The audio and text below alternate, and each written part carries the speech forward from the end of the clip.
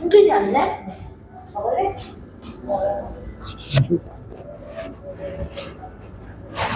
근데 너도 먹었다. 너랑 그대로 하나를 들고 와요.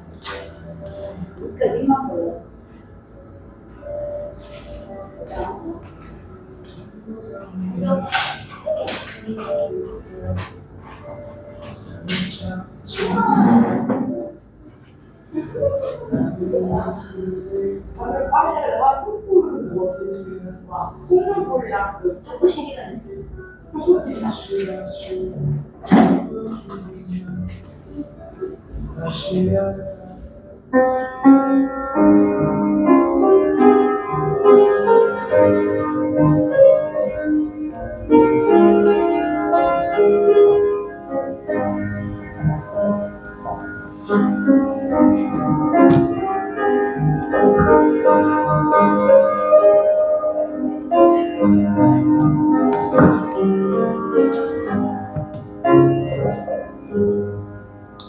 12월 28일 주일 오전 예배 우리 하나님 앞에 드리도록 하겠습니다.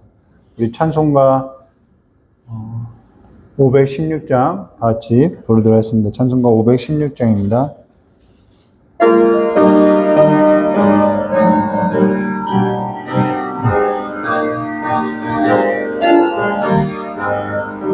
옳은 길 따르라 의의 길 세계 만민의 참된 길 이 길 따라서 살기를 온 세계에 전하세 만백성이 나갈 길 어둠만 지나서도 뜬다 하나님 빛 부하라 저 빛 주 예수의 나라 이 땅에 곧 오겠네 오겠네 주 예수 따르라 승리의 주 생애 만민이 나갈 길과 진리요 참 생명 내 창검을 부수고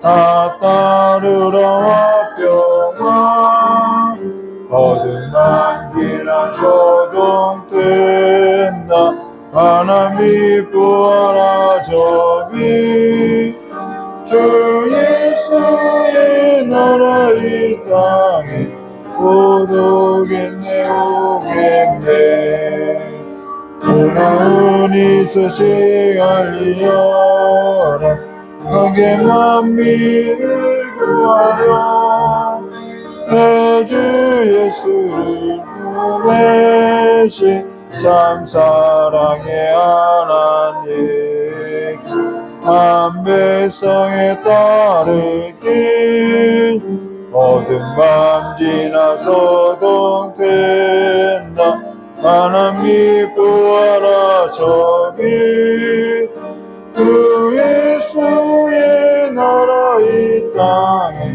곧 오겠네 오겠네 고난 길에 찌고 찾아온 길 많은 백성을 구한 길 모두 나와서 믿으며 온 세상이 마침내 이 진리에 살겠네 어둠 밤 지나서도 뜬다 하나님 부하라 저 빛 주 예수의 나라 이 땅에 곧 오겠네 오겠네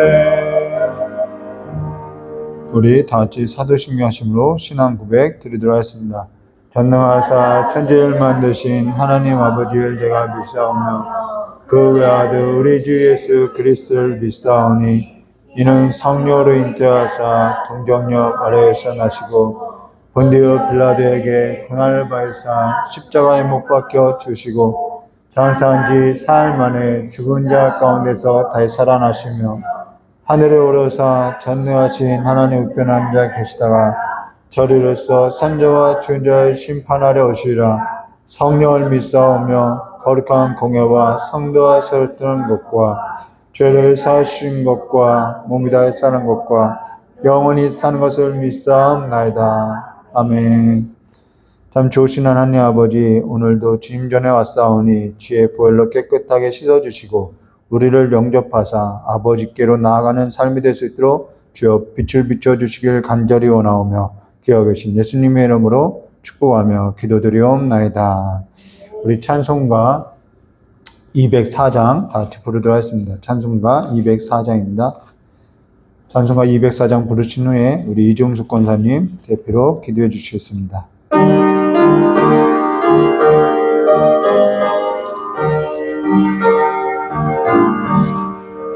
주의 말씀 듣고서 준행하는 자는 반석 위에 터닫고 집을 지은 같아.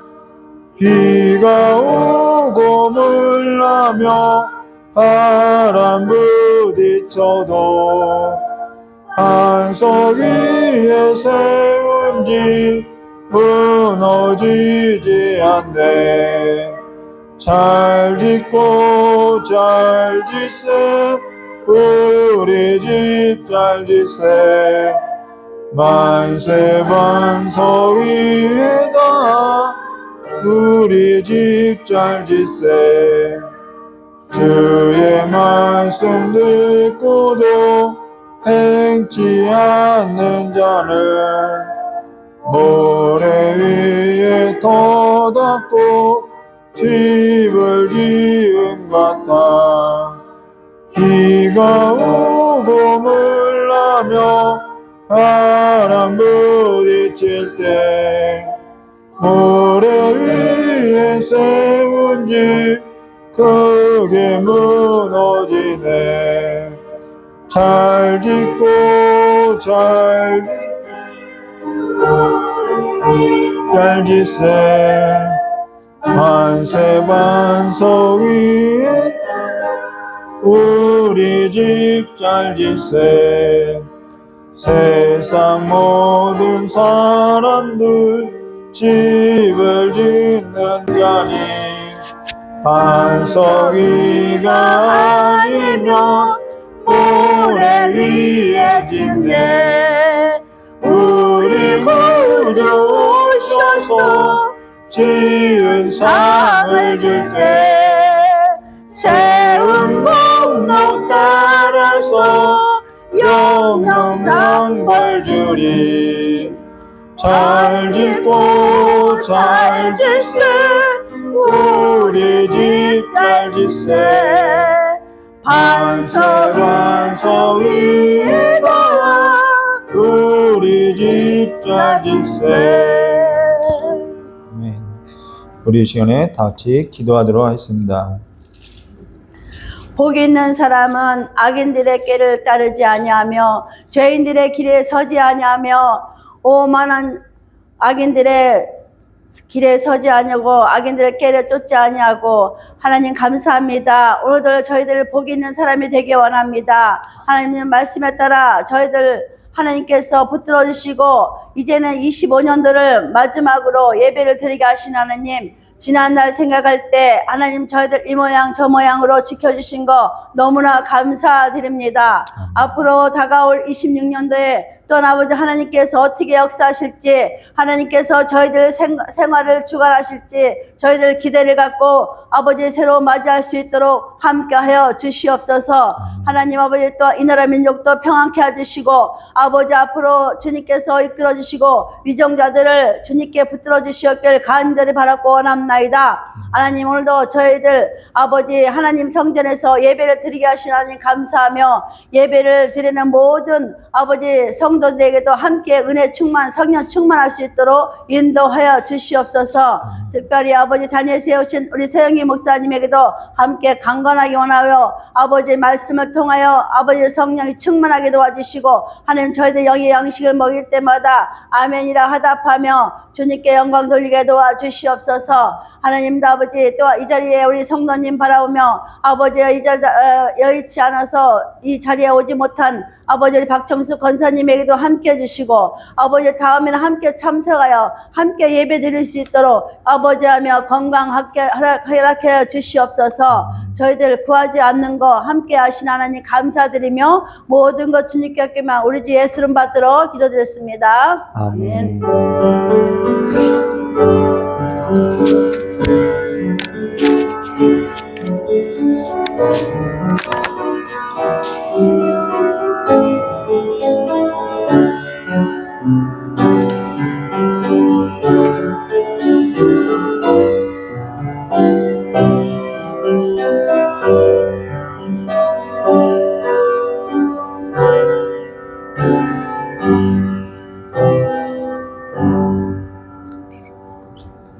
감사합니다. 우리 오늘 함께 나눌 하나님 말씀 디모데전서 4장 1절에서 6절입니다. 디모데전서 4장 1절에서 6절까지 봐야 하는데요. 5절까지만 보도록 하겠습니다. 디모데전서 4장 1절서부터 5절까지 우리 함께 나누도록 하겠습니다.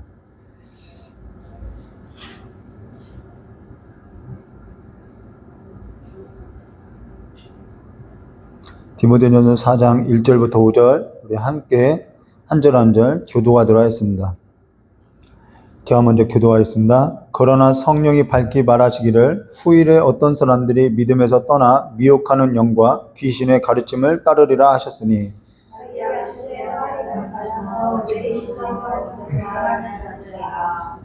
혼인을 금하고 어떤 음식은 먹지 말라고 할 터이나 음식물은 하나님이 지으신 바니 믿는 자들과 진리를 아는 자들이 감사함으로 받을 것이니라.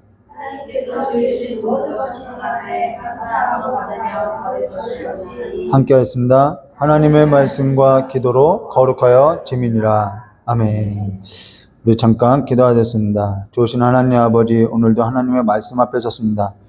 모두가 하나님의 말씀 앞에 하나님의 말씀을 청종하고 하나님의 말씀대로 살아가는 삶이 될 수 있도록 우리를 인도하여 주시옵고, 어떠한 사람도 진리 가운데 떠난 삶이 되지 않도록 성령 하나님께서 붙들어 주시길 간절히 원하오며 기억하 계신 예수님의 이름으로 기도드리옵나이다. 예, 오늘은 디모데전서 4장 1절과 6절 말씀 가지고요. 후일에 어떤 사람들이 믿음에서 떠나라는 제목으로 우리 함께 나누도록 하겠습니다. 수요 오후 저녁 때는 우리가 청년 모임에 있어서 함께 하고 있죠. 그러고 또 따로 시간을 내서 한 주에 한 번씩 양육을 하고 있고요. 또 한 주에 한 번씩은 또 청년들끼리 주일 예배가 마치고 나면은 청년들끼리 모여서 교제를 하고 있죠. 이번에는 청년들이 무엇을 가지고 양육을 했나 이렇게 옆에서 보고 들었는데, 무엇을 했냐면은 전도에 있어서 나누는 걸 들었죠. 작년부도 이제 전도에 있어서 시간이 되면은 전도에 관해서 이야기할 거라는 거예요. 근데 이렇게 나눌 때 무엇을 나누냐라고 이렇게 옆에서 듣는 거예요. 그런데 제가 무엇을 보고 무엇을 듣냐면은 지금 나누고 있는 내용이 뭐지? 그 내용을 보는 거죠. 내용을 보는 거라는 거예요. 어떤 내용에 있어서 지금 나누고 있고 전하고 있고, 그거에 있어서 우리가 좀 내용에 있어서 좀 우리가 깊이 한번 생각해 보자 해서 저도 이제 옆에 조용히 참석했다가 간혹 로그인을 하죠. 가끔 끼어들기도 하고 그러는데요. 그리고 또 그것에서 또 누가 전하고 있냐는 거예요. 그래서 어떤 사람이 전하고 있는지 그 사람을 보게 되는 거죠. 우리가 뭔가 보고 들을 때는 이게 중요한 거예요. 누가 전하고 있느냐, 그리고 어떤 내용을 전하고 있느냐, 이 두 가지 사실이 굉장히 중요하다는 거예요. 이 두 가지 사실을 우리는 분별하고 들어야 하는 거죠. 우리가 이제 저희도 이제 집회를 이제 하게 될 때 이제 강사를 섭외할 때가 있죠. 근데 강사를 잘 섭외하지 않는 이유가 뭐냐면 그가 어떠한 사람인지 알아야 하는 거예요. 그가 어떠한 사람인지, 그리고 그가 어떠한 걸 전하는지 그 내용을 알아야 한다는 거죠. 그냥 아무거나 전하는 사람, 그냥 저 사람 유명하니까 저 사람 재미있더라, 요즘 핫하더라, 그렇게 해서 섭외할 수 없다라는 것이죠. 누가 전하는가가 중요하고요. 그가 어떠한 사람인가, 그가 거짓 교사인가, 거짓 교사가 아닌가, 이게 중요하다라는 것이죠. 그리고 그가 전한 내용이 거짓인가 아니면 거짓이 아닌가, 그게 중요하다라는 것입니다. 어떠한 내용을 전하고 있냐, 복음에 있어서 합당하냐, 복음에 있어서 합당하지 않느냐, 이게 중요하다는 것입니다. 그러면 우리가 지난번 하나님의 집을 맡은 이 직분자에 있어서 보고 나서 이 아버지의 집이 뭔지 우리가 지난 시간에 나눴다라는 거예요. 그러면은 오늘 우리가 나눌 거는 이 아버지 집에 있어서 후일에 어떠한 일들이 일어나는데, 그 후일에 일어날 일들이 뭐냐면은 말세에 일어날 징조인데 거짓 교사라는 거예요. 거짓 교사가 또 거짓 교훈이 있다라는 거죠. 그래서 아버지 집에 있어서 거짓 교사가 아니라, 거짓 교훈이 아니라 무엇을 가지고 누구에게 양육이 되어야 하느냐, 왜 우리가 누구에게 또 어떠한 내용으로서 우리가 받아들여지고 양육이 되어져야 하느냐, 왜요? 아버지 집에 좋은 일꾼이 되어야 한다라는 거예요. 그래서 좋은 것을 우리가 받아들여야 하는 거죠. 거짓 교사로부터 거짓 교훈을 받아들이면은 좋은 일꾼이 될 수 없다라는 거예요. 간혹 이런 얘기를 하는 거죠. 선한 게 뭐냐, 이런 질문을 받게 되는 거죠. 선한 게 뭡니까? 좋은 사람이 어떤 사람입니까? 좋은 일을 하는 것이 뭡니까? 선한 일이 뭡니까? 뭐 이런 질문을 하는 거예요. 좋은 사람 좋은 일, 선한 사람 선한 일, 그게 뭐냐는 거예요. 우리 각자 이렇게 생각할 수 있죠. 어떠한 좋은 일, 선한 사람, 각자의 개념이 있을 거라는 거예요. 나는 뭐 이런 사람이 선한 사람이라고 생각합니다. 이러한 사람이 좋은 사람이 좋은 일을 하는 거라고 생각합니다. 이렇게 생각하면서 어떤 사람들은 약한 사람을 돌보는 자가 좋은 사람이고 좋은 일을 한다고 생각합니다 라고 이야기할 수 있다라는 거예요. 사회에 어떠한 이렇게 외롭게 지내는 사람들을 돌보아주는 것, 그거 좋은 사람이고 좋은 일이라고 할 수 있겠죠. 이러한 개념을 갖고 있을 수 있다는. 근데 이러한 개념이 좋은 사람, 좋은 일이라고 하면은요, 기독교가요, 그냥 구제단체일 수 있다라는 거예요. 그냥 도덕이 될 수 있다라는 거예요. 그냥 윤리가 될 수 있다라는 거예요. 물론 그런 것이 기독교 안에 담겨져 있다라는 거예요. 그러한 가르침이 있다라는 거죠. 그런데 기독교라는 것은요, 그러한 구제와 성교나 어떠한 도덕과 윤리, 그와 같은 종교가 아니라는 거예요. 우리가 그걸 분명히 우리가 갖고 있어야 하는 거죠. 우리가 이걸 생각해요. 물론 그런 걸 담고 있으나 기독교는요, 그런 구제단체가 아니라는 거예요. 기독교가 말하는 좋은 사람, 좋은 일이라는 것은요, 뭘 좋은 사람이라고 하고 뭘 좋은 일이라고 하냐면은 아버지 집에 거한 자로서요, 아버지께서 그 아들 안에서 아들에게 명령했던 그 명령을 듣고 행하는 삶, 그게 좋은 삶이라는 거예요. 우리는 좀 다른 거죠. 그래서 개념이 다른 거예요. 이거는 창세로부터, 창세기에 보면은 그러니까 창세기가 왜 중요하냐면 성경의 모든 가치와 모든 개념이 창세기에 들어져 있는데, 창세기에 있어서 가장 중요한 가치 중에 하나가 뭐냐면 하나님 보시기에 좋았더라라는 거예요. 하나님이 보시는 것이 좋은 거라는 거예요. 하나님이 보실 때 좋은 것이 좋은 사람이고요, 좋은 일이라는 거예요. 그러니까 하나님께서 하나님 뜻대로 행하여 왔다라고 예수님은 계속해서 이야기하는 거죠. 아버지께서 보시는 것이 좋은 거고요, 좋은 일이라는 것입니다. 거기서 벗어난 게 악이라는 거예요. 그러니까 우리는 내 도덕과 내 기준과 내 윤리 기준으로서 나와 다른 사람에 있어서 함부로 대하는 일이요, 악이 될 수도 있고요, 폭력이 될 수 있다라는 거예요. 분명히 도덕과 윤리를 이야기하는데 폭력이 되고 있다라는 거죠. 오늘 우리가 다른 종교에 있어서, 다른 기타 여러 종교가 있죠. 그런 종교에 있어서 우리가 왜 좋다고 얘기하지 않냐는 거예요.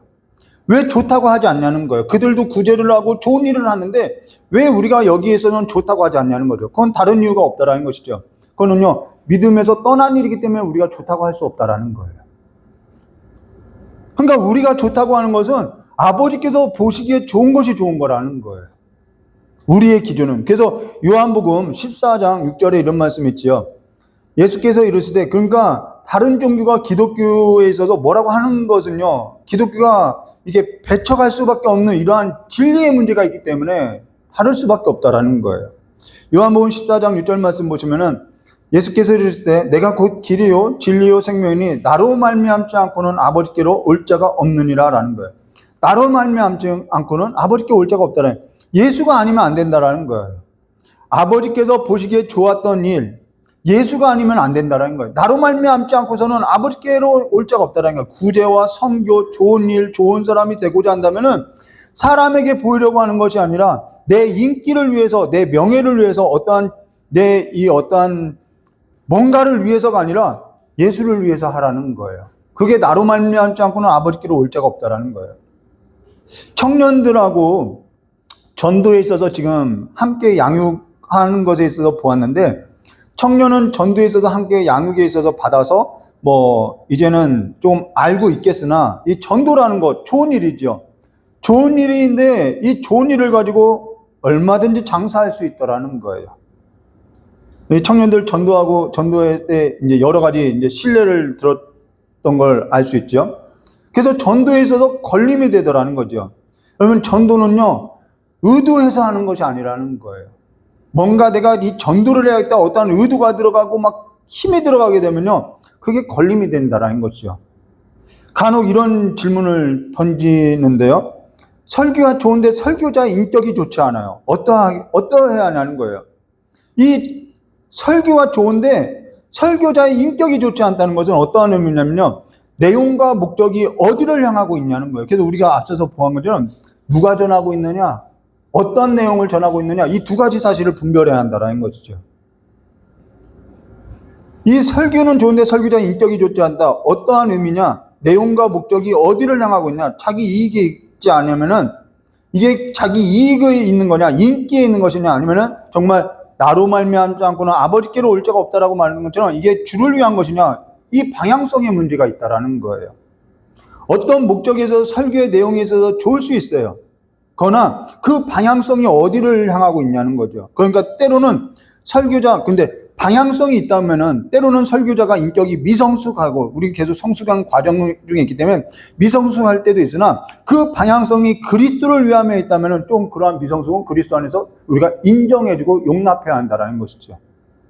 그런데 그 방향성이 그리스도가 아니에요. 설교만 잘해요. 인격은 되어 있잖아요. 그러면 한번 생각해 봐야 한다라는 거예요.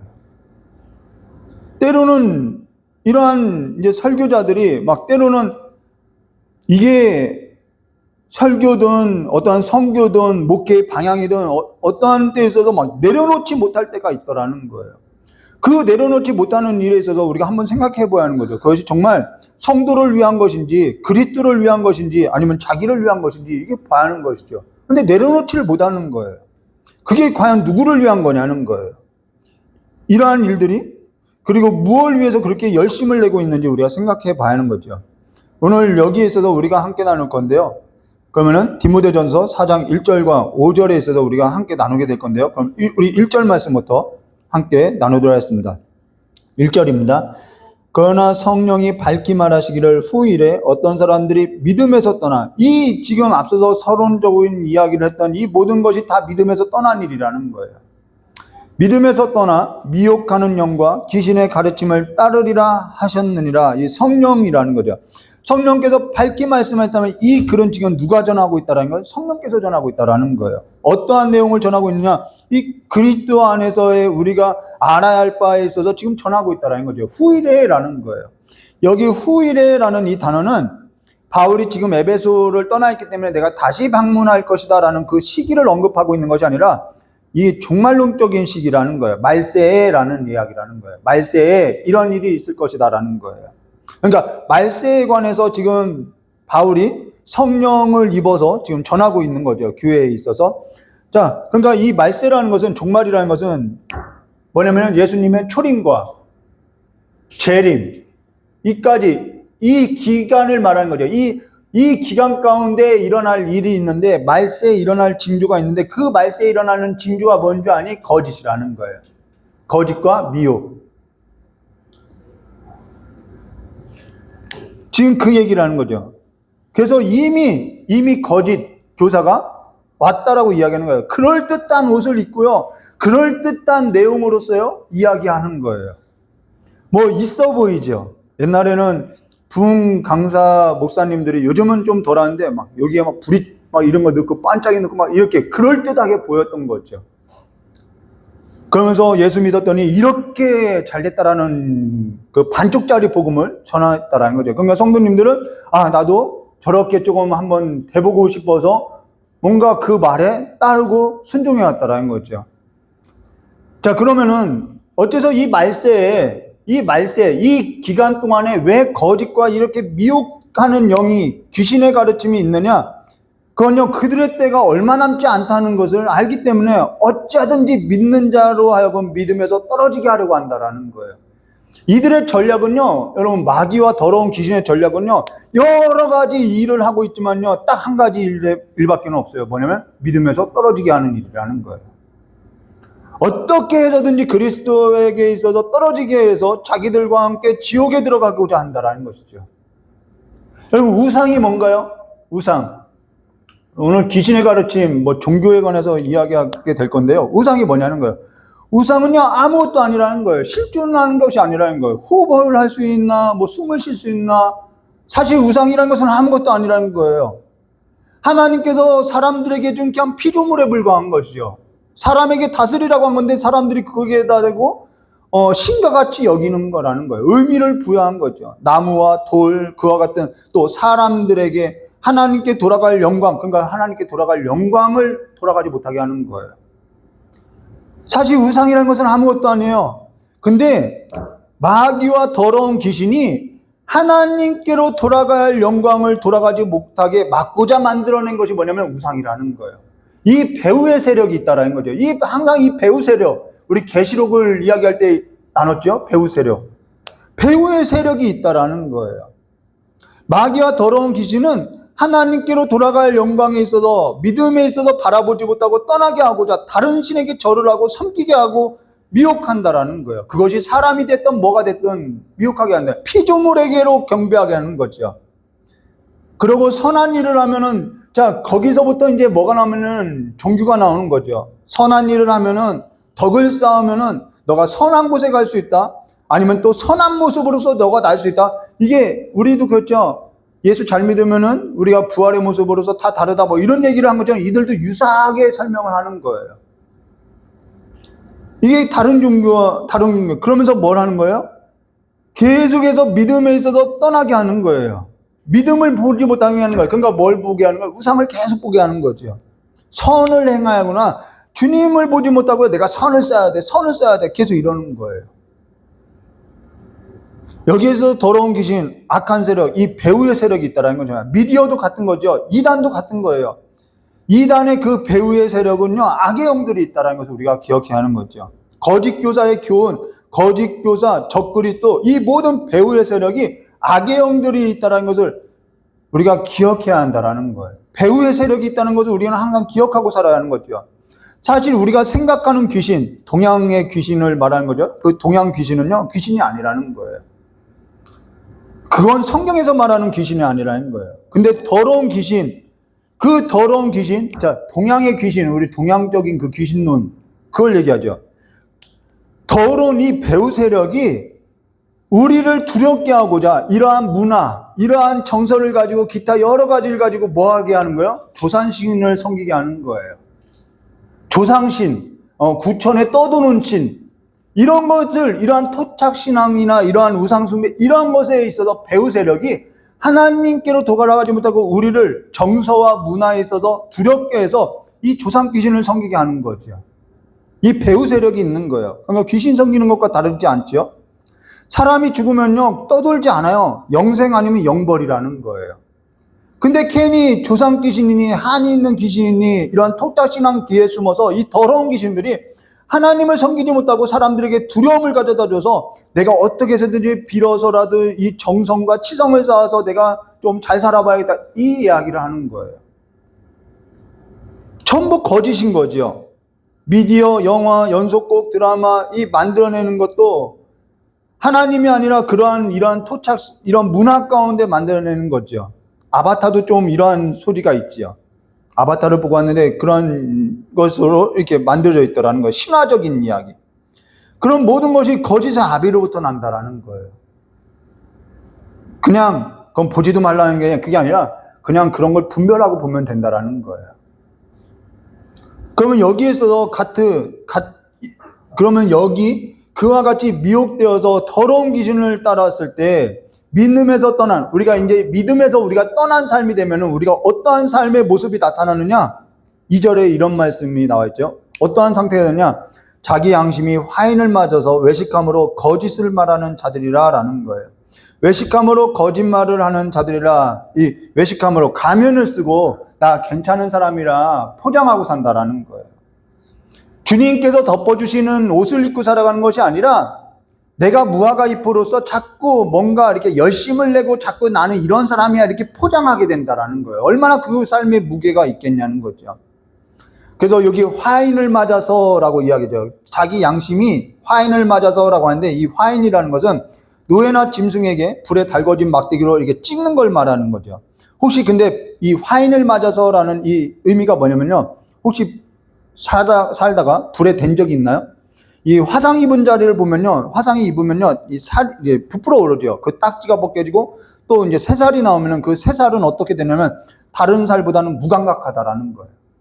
네, 무감각해요. 화상 입은 데는 좀 감각이 둔해요. 이 화인을 맞아서라는 단어는 감각이 무감각하다라는 거예요. 저도 역시 이 왼쪽 종아리 부분에 화상을 입어서 이렇게 대인 자국이 있는데요. 거기는 이렇게 만져도 감각이 좀 무뎌요. 이게 무감각하다라는 것입니다. 근데 자기 양심이 화인을 맞아서라는 것은 성경에서 다른 말로서 뭐라고 표현했냐면 구약에는 완악하여서라는 거예요. 감각이 없다는 거예요. 완악하여서. 그래서 출애굽기 7장 13절에 이렇게 말씀하죠. 그러나 바로의 마음이 완악하여서. 완악하면 뭘 하느냐? 그들의 말을 듣지 아니하니 여호와의 말씀하다. 듣지 않는 거예요. 하나님의 말씀을 듣지 않아요. 마음이 완악하여서 하나님의 이 진리의 말씀을 듣지 않는 거라는 거예요. 이 완악하다라는 표현, 이 화인을 맞았다는 것을 신약에서는 어떻게 표현을 했느냐면 로마서 1장 28절과 29절 또한 그들의 마음에 하나님 두기를 싫어하며 하나님께서 그들을 그 상실한 마음대로 이 단어라는 거예요. 그 상실한 마음대로 내버려 두사 합당하지 못한 일을 하게 하시니 하나님이 보시기에 좋은 일을 하는 거잖아요. 합당하지 못한 일을 하는 거예요. 곧 모든 불의와 추악과 탐욕과 악의가 가득한 자요 시기와 살인과 분쟁과 사기와 악독이 가득한 자요 수군수군하는 자요 그냥 그대로 그냥 두었다라는 거예요. 근데 하나님께서 그냥 그들을 그대로 완악한 대로 두었느냐? 아니요. 하나님께서는요 끊임없이 이야기하는데 그들이 듣지 않는다라는 거예요. 그걸 완악하다라는 거예요. 저를 보니까요 저 역시도요 하나님을 두기 싫어할 때는요 하나님의 사인에 있어서 듣지 않고 살더라는 거죠. 그러면 이들이 뭘 전하고 있느냐? 자, 이들이 화인 맞은 이들, 거짓 교사들, 거짓을 말하는 이들이 무엇을 전하느냐? 그 내용에 있어서 보면은 3절에 이렇게 말씀하세요. 혼인을 금하고 이런 것 하면 안 돼. 경건에 이르러야 돼. 이런 거죠. 혼인을 금하고 육체는 부정한 거니까 혼인을 하면 안 돼. 이런 얘기라는 거예요. 혼인을 금하고 어떤 음식물은 먹지 말라고 할 터이나 음식물은 하나님이 지으신 바니 믿는 자들과 진리를 아는 자들이 감사함으로 받을 것이니라 자유한 거죠. 이런 걸 전하고 있다라는 거예요. 그러면은 우리가 생각해 봐야죠. 이들이 왜 이 거짓 교사가 왜 이러한 것을 전하고 있냐는 거예요. 이 시대적인 상황을 좀 알아야만 알겠죠. 왜 이들이 이 혼인을 금해야 한다, 음식은 먹지 말아야 한다, 왜 이런 것을 계속해서 전하고 있냐는 거예요. 이건요, 이 시대적인 상황을 알아야 하는데요. 이때는 지금은 한 사람이 담임 목사가 있어서 한 사람이 오랫동안 교회를 맡아서 하는데요. 이때는 이 한 사람이 오랫동안 이 교회를 맡아서 목회하던 때가 아니라는 거예요. 순회했다라는 거예요. 순회하면서 가르쳤다는 거죠. 그러니까 바울도 떠나는 거죠. 떠나면은 순회교사들이 올 걸 아니까 디모데를 두는 거라는 거예요. 근데 이때는 순회하는 교사들이 수입이 일정하지가 않아요. 그러니까 이들이 수입을 어떻게 책정했냐면 이때는 이제 그래서 바울은 자비량으로 한다고 하는 거죠. 이때 수입이 어떻게 책정되냐면 사람이 우선은 많이 모이면 좋겠죠. 수입이 책정되지 않으니까 사람들이 많이 모여야 돼요. 사람들이 많이 모이고 내가 유명해져야 돼요. 그러면은 사람들이 많이 모이겠죠. 저 사람 유명하대. 저 사람 재미있대. 그럼 사람들이 모여요. 거기서 그 어떠한 스피치나 어떠한 재미난 이야기를 해서 감동을 주면 사람들이 막 감동받았다면서 헌금을 대요. 그것이 수입이 되는 거예요. 오늘날과 똑같지요. 오늘날 부흥회하는 이유와 똑같지요. 성전을 건축하면 왜 부흥회를 하느냐? 수입이 들어와야 하니까요.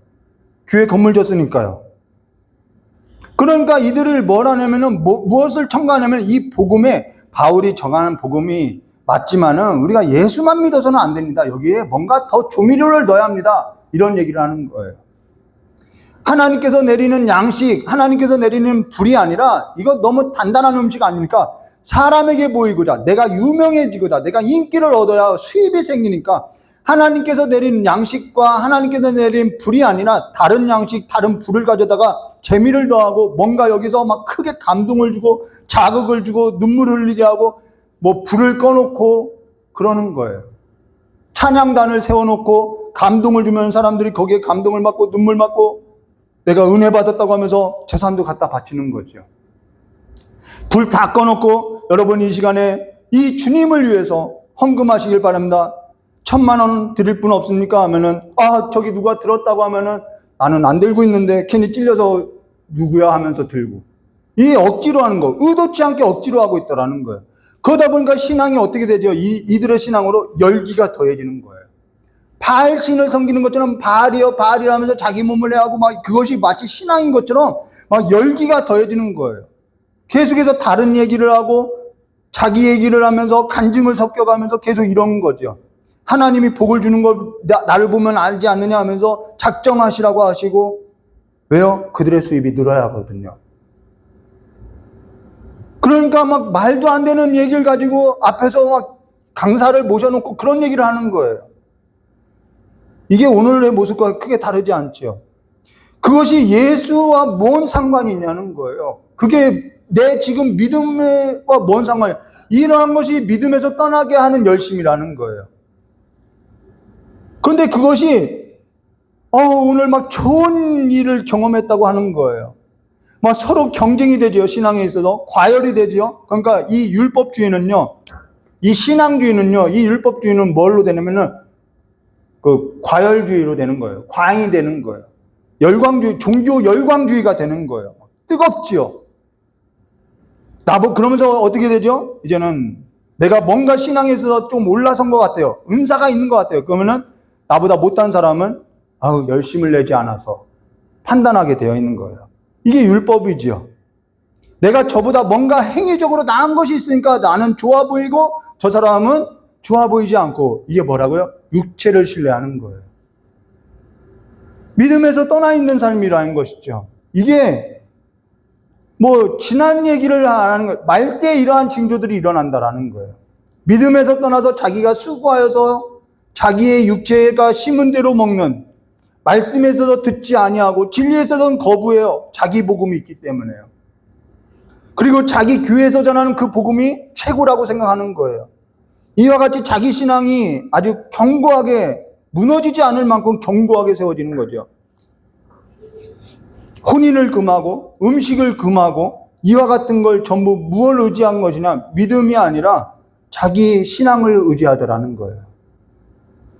바알이여 바알이여 하면서 그런 것들이죠. 뭐라고 이 말을 못하겠네요. 저도 이제 여러 집회를 참석하다 보면은 말도 안 되는 이야기들이 있어서 전부 얘기할 수는 없는 것 같아요. 이때 수은의 설교자 했던 그 수은의 설교했던 그들이 누구냐는 거예요. 유대주의, 율법주의, 종교 열광주의자들. 이런 걸 해서 우리가 의롭게 되냐는 거죠. 예수 믿고 의롭게 되었는데 여러분 40일 작정 기도해야 합니다. 이거 10번만 들으면요. 해야 하나? 이런 생각 드는 거예요. 이런 걸 하지 않아서 지금 내 삶이 나는 믿음이 없나? 네, 믿음이 없나? 이런 생각을 하는 거예요. 믿음에서 떠나게 되는 거죠. 자기 육체를 신뢰하게 되면 믿음에서 떠나는 일이 되는 거예요. 판단의 기준이 되는 거죠. 그러니까 전도도요, 막 과열이 되는 거예요. 무슨 왕. 우리에게 왕은요, 예수밖에 없는 거예요. 근데 자꾸 해서 그렇게 사람을 만들어내는 거예요. 전도에서 열을 내니까 전도에서 뭔가 장사하려고 하고 거기에 미혹되어서 속었고 어떠한 전도에서 결과치가 나오면은 교회가 성장했다고 하면서 뭔가 자기 노력으로 된 줄 알고 세미나 다니고 이게 뭐냐는 거죠. 어디도 예수의 내 신앙과 아무런 연관없는 일들을 지금 하고 있다라는 거죠. 신앙에서도 믿음에서 떠나 미혹되면요, 거짓을 따르게 되면요, 어찌 되냐면요, 율법주의가 돼요. 신앙에 있어서 경쟁이 되고요, 과열이 되고요. 이 열광주의로 가다 보면요. 넌 이거밖에 못하냐? 나는 왜 이거밖에 못하는가? 난 이만큼 했다. 점점 그 열기가 더해져서요. 이 종교 열광주의는 무엇으로 가냐면 은사주의로 가요. 신비주의로 가요. 난 뭐 봤다. 난 뭐 경험했다. 경험주의로 가는 거예요. 그러니까 율법주의하고 신비주의, 은사주의는요. 한 묶음으로 되어 있다라는 거예요. 신사도 운동. 근데 그들이 그러니까 점점 뭘 하나님께로부터 계시받았다 하니까 또 뭘 전하는 거예요? 거짓을 전하는 거예요. 하나님이 전하라고 하지도 않은 걸 전하는 거예요. 하나님이 전하라는 것은요, 말씀 66권에 다 들어있다라는 거예요. 다른 하나는요, 이거는 이제 우리의 정서에 맞는 하나는 이제 이게 율법주의로부터 나는 거죠. 율법주의. 또 하나는 영지주의라는 거예요. 이때 당시 이방인들, 영지주의. 이방인들, 헬라인들은 다 영지주의에 속하죠. 이건 이제 율법을 아는 사람들이 속하는 거고요. 이 영지주의라는 것은 간단하죠. 뭐 여러 가지 영지주의 설이 있어요. 그러나 우리가 볼 것은 한 가지밖에 없어요. 영은 선하고 육은 악하다는 거예요. 이 육에 영이 갇혀 있다라는 거예요. 그러니까 여기서부터 나오는 것은 뭐냐면 금욕주의. 그 다음 다른 하나는 반대로 나오는 것이 쾌락주의. 방임주의라고도 하죠. 근데 이 율법도 마찬가지예요. 너 그런 거 금해야 돼? 이 금욕주의하고 비슷하죠. 괜찮아. 하나님께서 우리를 다 자유하게 해서 쾌락주의로 빠지는 거죠. 똑같아요. 이름만 다를 뿐 영지주의나 율법주의나 똑같아요. 믿음에서 떠나는 모습은 똑같은 거예요. 육은 악하니까 다스려야 돼 하면서 계속해서 다스리라고 하면서 뭐 하죠? 명상을 해요. 수행을 하는 거예요. 돌을 닦아요. 쾌락주의, 방임주의. 육은 어차피 뭐 말을 안 들으니까 그냥 육이 하라는 대로 그냥 내버려 두면 돼. 그냥 육체대로 살아가요. 그러니까 이 육을 다스리는 것은 약간의 유익은 있다라고도 이야기하고 있으나 경건의 유익은요, 이 땅과 내세에도 유익이 있다라고 이야기하는 거예요. 근데 이러한 사고가 교회에는 없느냐? 교회 안에 들어와 있으니까 이 얘기를 하는 거예요. 후일에 말세에는 이러한 징조가 있다라는 거예요. 전에 깜짝 놀란 것이 있어요. 어떤 대전에 있는 교회가 베리칩 맞으면 천국에 가지 못한다고 하면서 베리칩에 관한 것을 전도지로 만들어서 막 뿌리고 성도들에게 빨리 뿌리라고 해서 막 전도하러 다니는 분들을 보았어요.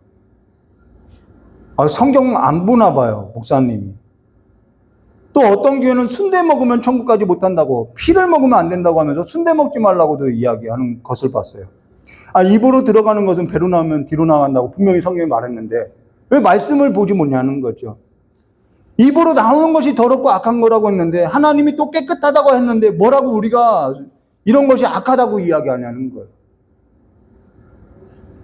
이때 당시 왜 음식에 대해서 왜 금했냐면은 이때 당시에는요, 이때 당시 유통되어지는 모든 음식은요, 다 우상들에게 제사에 드려졌던 음식이라는 거예요.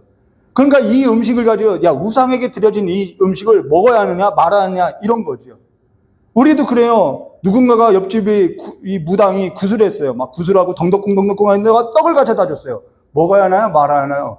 음식은 그냥 먹어도 되는 거예요. 귀신은 아무것도 아니에요. 귀신이라는 존재는 바로 배웠잖아요. 우상에게 드려진 것은 아무것도 아니라는 거예요. 그냥 감사하게 하나님 주셔서 감사합니다 하고 먹으면 되는 일이라는 거죠. 근데 앞서서 설명한 것처럼 우상은 없어요. 아무것도 아니에요. 음식이라는 것은 하나님께서 우리에게 먹으라고 준 거라는 거예요. 근데 내가 그거에 대해서 왜 이건 정한 음식이고 부정한 음식이라고 하냐는 거죠. 근데 이런 문제죠. 어떤 사람은 믿음이 있다고 해서 난 그거 안 먹을 거야. 어떤 사람은 믿음이 있다고 하면서 난 그거 먹을 거야. 전부 어디서 나냐면 믿음에서 나지 않냐는 거죠. 믿음에서 나서 행하는 일이라면은 그걸 가지고 그렇게 싸울 필요 없다라는 거예요. 먹든지 아니 먹든지 다 주를 위해서 내가 믿음 갖고 한다고 하는데 그걸 가지고 왜 싸우냐는 거죠. 다만 그런 경우는 어떻게 하느냐? 내가 먹을 수도 있고 먹지 않을 수도 있어요. 그러나 내 선한 양심을 따라서 나를 위해서 먹고 안 먹는 건 아니라 나를 위해서 먹고 안 먹는다면 쾌락주의, 방임주의인 거죠. 그냥 방임해버리는 거죠. 근데 나를 위해서가 아니라 정말 내가 믿음이 있어서 먹을 수도 있고 안 먹을 수 있다고 하면은 나는 누구를 위해서? 주를 위해서, 저 주 안에서 믿음이 약한 자들을 위해서 난 먹지 않겠다라는 거예요. 그들이 혹 실수할까봐, 넘어질까봐 그들을 위해서 먹지 않는다라는 것이죠. 그러니까 진짜 신앙은요, 진짜 믿음이 있다고 하면요, 누구를 위해서요? 사람을 위해서 볼 줄 안다는 거예요. 그래서 그 사람을 길러내야 한다. 하나님은 그런 것에 관심이 있는 것이 아니라 사람에게 관심이 있다라는 이야기가 우리가 다음 시간에 나눌 6절과 16절까지의 내용이라는 것입니다. 그래서 함께 나눠야 하는데 우리가 시간상 함께 나눌 수 없고, 그래서 우리가 사람을 어떻게 생각해야 하는지, 이 공동체 안에서 우리가 사람을 어떻게 이해하는지, 믿음이 약한 자들을 어떻게 내가 여겨야 하는지, 그걸 나눠야 한다는 것이죠. 그래서 4절과 5절에 이렇게 말씀하고 있어요. 하나님께서 지으신 모든 것이 선하며 하나님 보시기에 좋았더라는 거예요. 감사함으로 받으면 받을 것이 없나니 하나님의 말씀과 기도로 거룩하여지니라. 우리가 거룩하게 된 것은요, 행위나 음식, 기타 여러 가지 내 열정을 가지고 거룩하게 된 것이 아니라요, 하나님의 말씀으로서 기도로서 거룩하여진다라는 것입니다. 2025년 한 해 말씀과 기도로서 양육되어지고 또 잘 자라나서 좋은 일꾼으로서, 좋은 사람으로서, 선한 일에 있어서 이제는 2026년 새해를 맞이하는 귀한 삶이 되시기를 주님의 이름으로 축원드립니다. 같이 기도하도록 하겠습니다. 좋으신 하나님 아버지, 주께서 우리를 그리스도의 피로써 깨끗하게 하시고, 또한 하나님께서 우리를 하나님의 자녀로서, 거룩한 자녀들로서, 말씀으로서, 기도로서 양육하고 있사오니, 우리가 이제는 새해 한 해에 이제는 다시 한번 하나님의 거룩한 자들로서 아버지, 우리의 삶에 주어진 그 모든 착한 행실에 있어서 게으르지 않고 주님과 함께 주님을 바라보고 믿음에서 흘러 떠내려는 삶이 아니라 믿음 붙들고 나갈 수 있도록 주님께서 복을 내려주시길 간절히 원하오며 기억하 계신 예수님의 이름으로 축복하며 기도드리옵나이다. 우리 이 시간에 지난 성탄절에 성찬을 떼지 못한 분이 있어서 우리 함께 잠시 성찬을 떼도록 하겠습니다.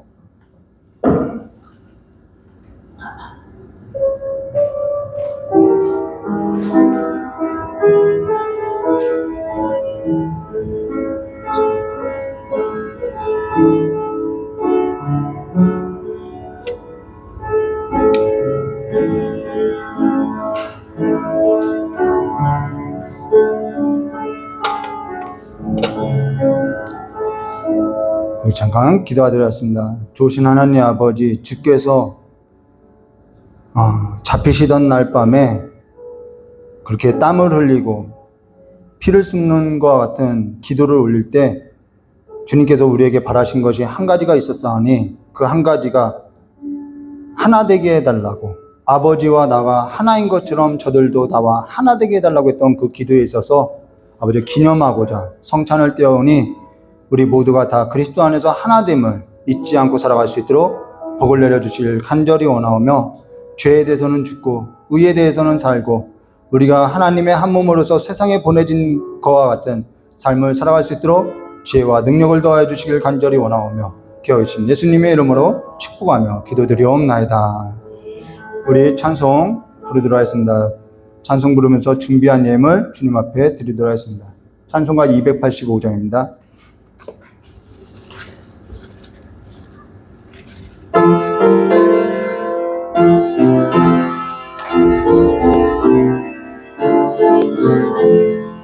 주의 말씀 받은 그날 참 기쁘고 복되도다. 이 기쁨만 못 이겨서 온 세상에 전하노라. 기쁜 날 주 나의 죄 다시 쓴 날 늘 깨어서 기도하고 늘 기쁘게 살아가리. 기쁜 날 주 나의 죄 다시 쓴 날 이 좋은 날 내 천한 몸 새 사람이 되었으니 이 몸과 맘 다 바쳐서 영광의 주를 섬기리. 기쁜 날 주 나의 죄 다시 쓴 날 늘 깨어서 기도하고 늘 기쁘게 살아가리. 기쁜 날 주 주 나의 죄 다시 쓴다 새 사람된 그날부터 영원한 문을 있어서 이곳된 날 전하노니 나의 본분 삼았도다 기쁜 날 주 나의 죄 다시 쓴다 늘 깨어서 기도하고 늘 기쁘게 살아가리 기쁜 날 주 나의 죄 다시 쓴다. 우리 시간에 이경빈 목사님 나오셔서 드려진 예물에 기도하고 축도로서 예배 마치도록 하겠습니다.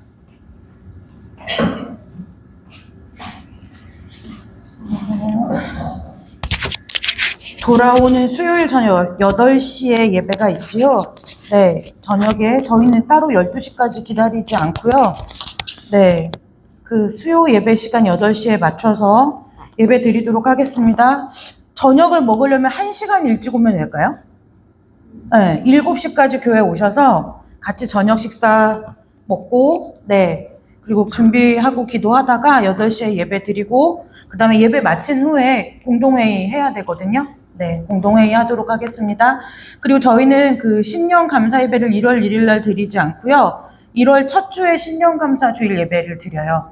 왜 그러냐면 교회 안에 이제 저희는 다 믿는 이제 식구들이지만 혹여나 가정에 믿지 않는 사람들이 있으면 1월 1일까지 교회에서 있어버리면 식구들하고 밥 한 끼 먹을 시간이 없어요.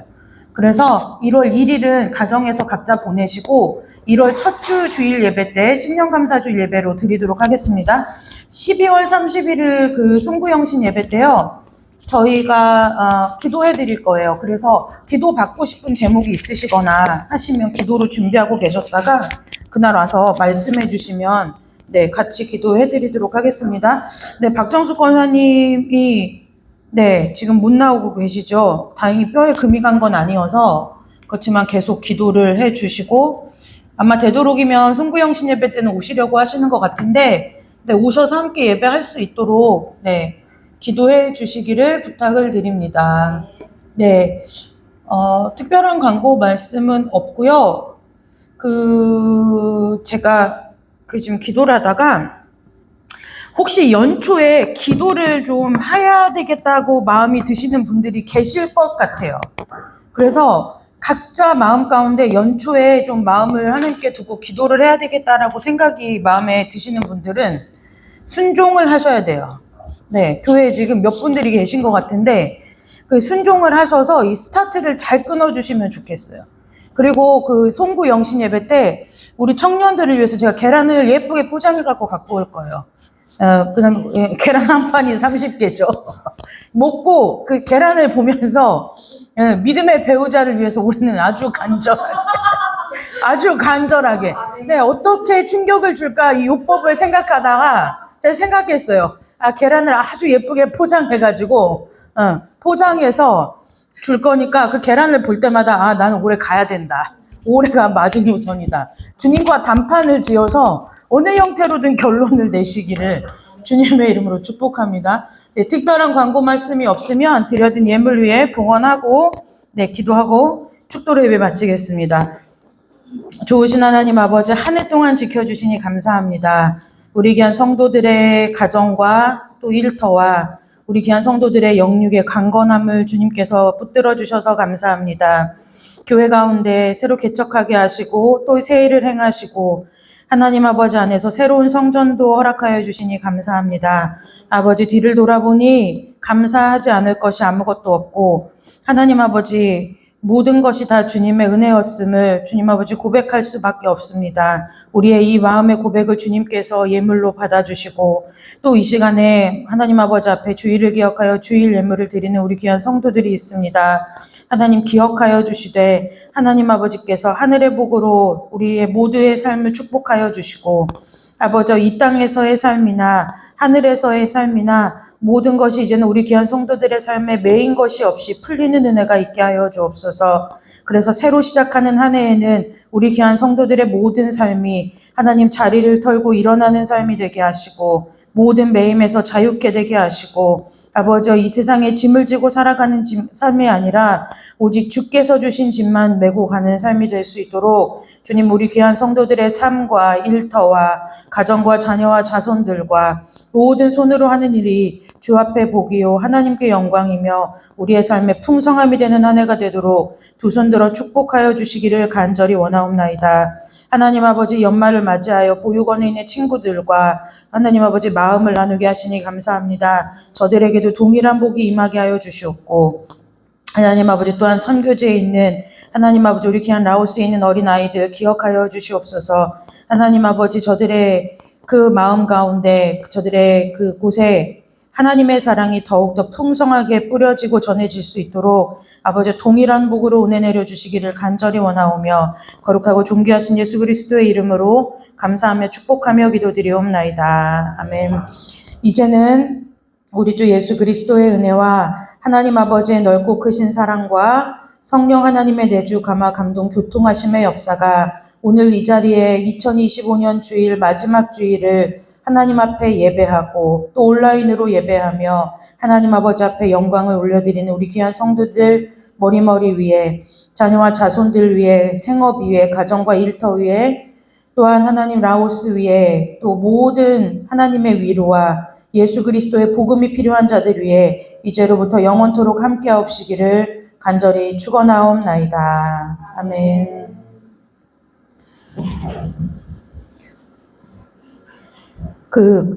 광고 말씀 하나 드리는데요. 라오스 선교사님하고 연락을 하다가 제가 이 소식을 하나 받았어요. 쟤네들 있잖아요. 얘네들 제가 이제 이름을 다시 써놓을 건데, 왜냐면 그가